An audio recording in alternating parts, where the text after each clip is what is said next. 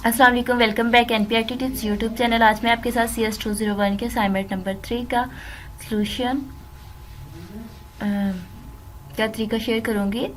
तो यहाँ पर आपने अपनी वीडियो आईडी लिखनी है और साथ में अपना नेम लिखना है। नेक्स्ट आप यहाँ से हमारा फंक्शन स्टार्ट हो जाएगा। हैश इंक्लूड हमारी हेडर फाइल है यूजिंग नेम स्पेस std। ये हम हर स्टेटमेंट के बाद लिखते हैं। इसके बाद ये उन्होंने हमें एम्प्लॉय नाम की क्लास के बारे में उन्होंने कहा था कि आप लोगों ने राइट करनी है। तो यहाँ पर उसके प्राइवेट एट्रीब्यूट्स भी उन्होंने खुद ही बताए हुए थे कि ये हमने लिखने हैं। तो स्ट्रिंग हमारी एम्प्लॉय आईडी होगी। स्ट्रिंग में हम टैक्स वगैरह लिखते हैं और स्ट्रिंग एम्प्लॉय नेम भी हमारा टैक्स में आता है। आईडी में MC या BCS वो वगैरह आता है, इसलिए तो हम इसे स्ट्रिंग वेरिएबल डिक्लेयर करेंगे। इंट हमारा ज्वाइनिंग ईयर होगा और इंट क्योंकि इसमें डिजिट आते हैं, इंटीजर्स वैल्यू आती है। इंट हमारा ज्वाइनिंग मंथ होगा और इंट ही हमारी ज्वाइनिंग डेट होगी। यहाँ पर आप प्राइवेट मेंबर फंक्शन में यहाँ पर आप साथ साथ कमेंट ज़रूर किया करें ताकि आपका जो असाइनमेंट है वो यूनिक हो जाए। तो यहाँ पर आपने कमेंट करना है here I declare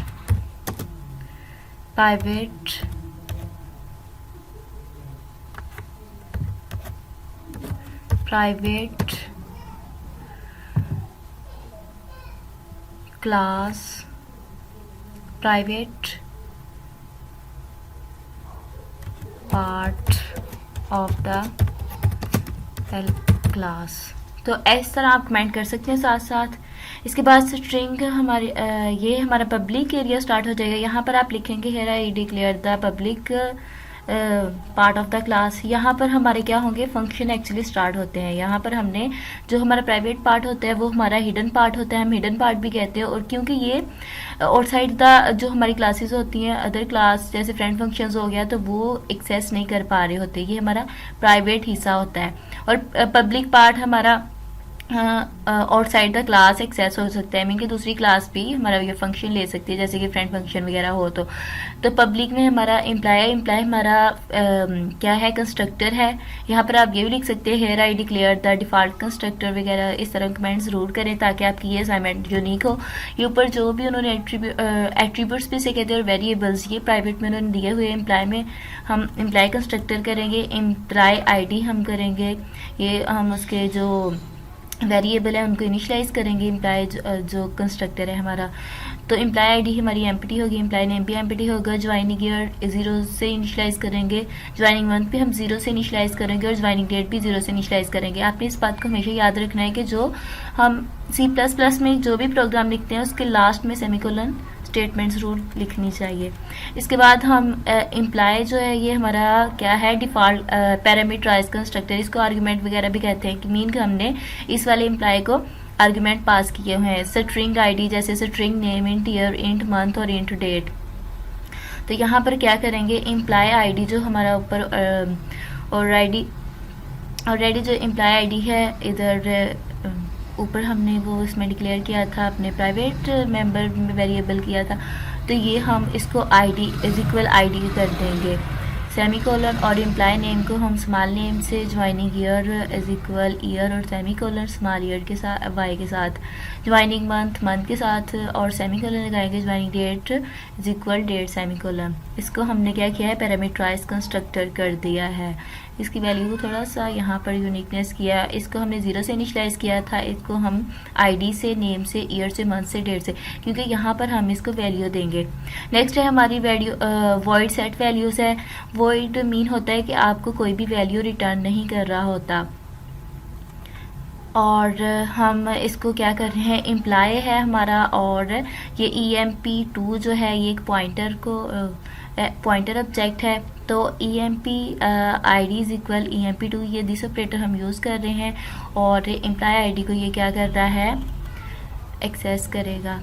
employ name और =एम्प्लॉय2 और ये क्या करेगा, ये जो हमने ऊपर EMP2 के नाम से अपना एक जो था, ये हमें सर ने ऑलरेडी कहा था कि आपने एक ऑब्जेक्ट पॉइंटर EMP के नाम से रखना है, हमने वही रखा है इसका नाम। और EMP = एम्प्लॉय दिस ऑपरेटर और एम्प्लॉय नेम को ये एक्सेस कर रहा है। Joining year = EMP2 this operator joining year को एक्सेस करेगा। इसके बाद joining month is equal EMP और दिस ऑपरेटर ज्वाइनिंग मंथ और joining date is equal EMP to this operator joining date को ये एक्सेस कर रहा होगा। यहाँ पर हम क्या करेंगे, स्ट्रिंग गेट ID, यहाँ पर क्या करेंगे हम, जो हमने ID लगाई होगी उसको, ये गेट फंक्शन गेट ID ये हमने फंक्शन लगाया हुआ है उसके थ्रू एक्सेस कर रहे होंगे। रिटर्न हम क्या कर देंगे, जो हमने एम्प्लॉय ID ली है उसको ही रिटर्न कर देंगे।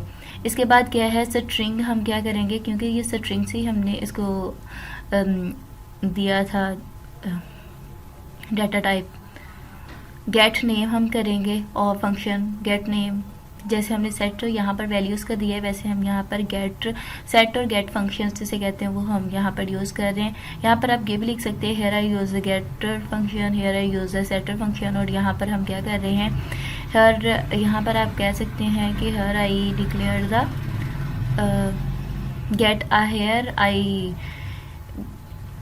डिक्लेयर द गेट फंक्शन या here I use the get function.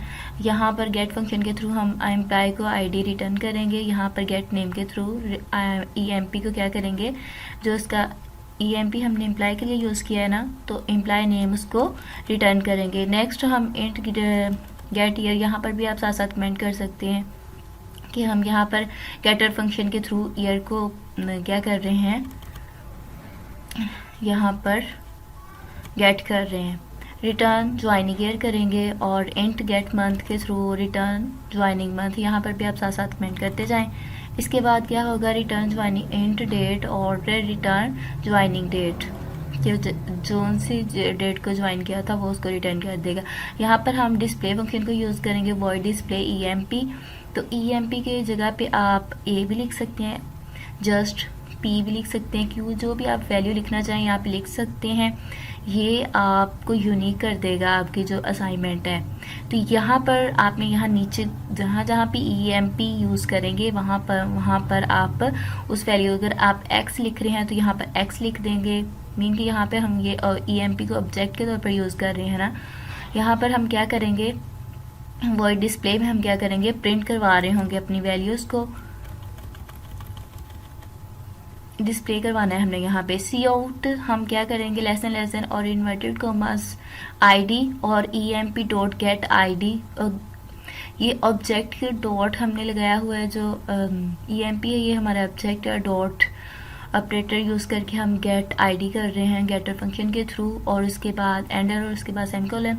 C out में हम नेम यूज़ करेंगे, नेम को वो क्या करेंगे, डिस्प्ले करवाएंगे प्रिंट इन्वर्टेड कॉमास, और यहाँ पर वही EMP आप कुछ भी यहाँ पर उसका ऑब्जेक्ट नेम दे सकते हैं। गेट नेम हम करें गेट फंक्शन के थ्रू, उसके बाद ज्वाइनिंग ईयर और get EMP dot get year और ज्वाइनिंग मंथ, इसी तरह ज्वाइनिंग डेट, और ये सोन ऐसे हम करेंगे। इसके बाद हमारी क्या होगी, क्लास बॉडी खत्म, जो हमारी क्लास की बाउंड्री है वो ख़त्म हो जाएगी। यहाँ पर हमारी क्लास पूरी क्या हो गई है, इनिशलाइज हो गई है। यहाँ पर आगे हम यहाँ पे ये भी लिख सकते हैं हेयर, इसके साथ आप ब्लैक स्लैश यूज़ करेंगे, यहाँ पे लिखेंगे hair I declare, hair I use the main function.